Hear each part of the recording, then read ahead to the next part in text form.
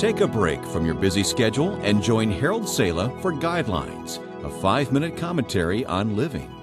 The current population of the world is approximately 7.24 billion people. Every second, 4 babies come into the world. This means there are 2 births for every death in the world today. The greatest increase in the world's population comes in areas where they can least be adequately fed, educated, and clothed. Question: is every person important to God? Or is he indifferent to those who bow down to images of stone and pray to pagan deities? Of one thing you can be certain: Jesus was never indifferent to individuals. In fact, there are many accounts of Jesus talking to only one person, and that individual was not very important to society as the world views importance. The woman at the well of Sychar, a woman who was an outcast because of her past. The woman seized in the act of adultery, blind Bartimaeus, the little child that Jesus held in his arms and said, "Of such is the kingdom of God."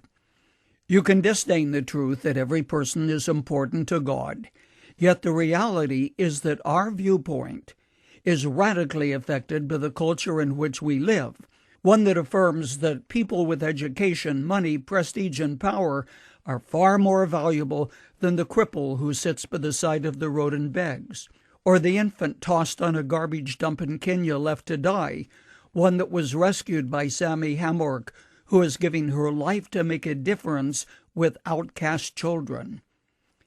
Following the resurrection, Jesus met with his disciples, now just 11 of them after Judas hanged himself.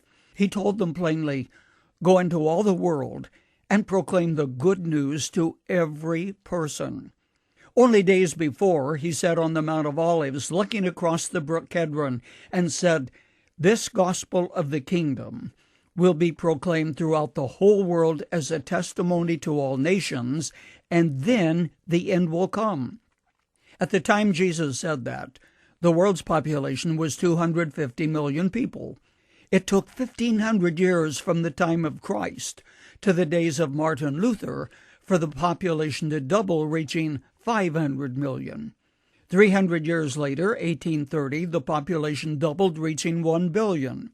Then 100 years later, 1930, it doubled again, reaching 2 billion. Then within 30 years, another billion were added to the population on planet Earth. In 1976, the population crested 4 billion. 1986, 5 billion, and on and on. Great Commission statisticians say that as many as 2 to 3 billion are classified as unreached with the good news that Jesus died for the sins of the whole world, not simply for those who speak English, have access to good schools and medical facilities, and have a dusty Bible somewhere in their home, one that probably belonged to their grandparents. My question is simple. Did Jesus really mean that we, not only the 11 with him in the upper room, are responsible to share the good news with every person who lives on planet Earth? If so, who's responsible? And then what is the best means of doing this? This week, thousands of churches and groups are focusing on reaching the unreached.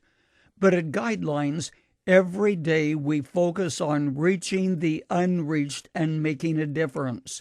That's Jesus' intention for every person. If we are responsible for this, what progress are we really making?